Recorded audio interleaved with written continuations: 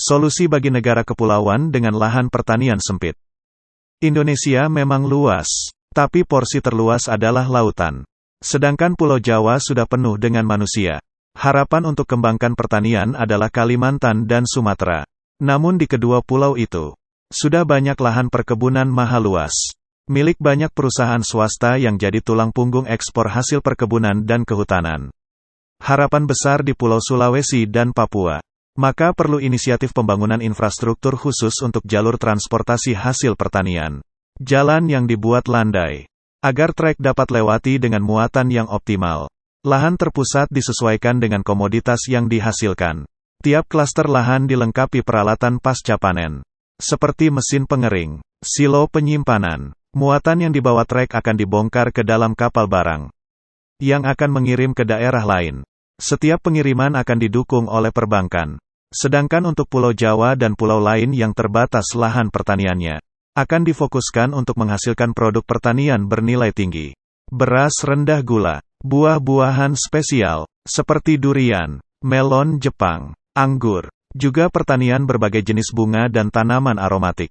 Untuk lahan yang kurang subur, bisa diorientasikan kepada lahan kehutanan seperti jati, gaharu, cendana, kayu ulin, kayu sono keling. Selain itu bisa juga jadi sentra tanaman untuk kebutuhan ternak. Juga bisa dikembangkan dan dekat dengan sentra peternakan. Dengan adanya pembagian konsep pertanian, akan menghasilkan kegiatan perdagangan antar pulau yang beromset besar. Dengan kuatnya jalur distribusi antar pulau, juga hasilkan pemerataan ekonomi dan juga menghasilkan eksponensial atas pembangunan infrastruktur. Demikian juga dengan sebaran lapangan kerja. Geliat ekonomi antar pulau ikut meningkatkan pendapatan per kapita Indonesia. Saat ini sudah dimulai dengan pembangunan akses jalan menembus pedalaman di Papua, Sulawesi, dan Kalimantan. Demikian juga dengan akses jalan menuju pelabuhan dan peningkatan fasilitas juga kelas pelabuhan di Nusa Tenggara. Agar kapal besar bisa bersandar dan mengangkut sapi kerbau ternak yang dikirim ke pulau lain. Khususnya Jawa, surplus lahan pertanian di Indonesia Timur. Juga diperkuatnya akses ke pelabuhan, membuka peluang untuk masuknya industri pengolahan hasil ternak dan hasil pertanian.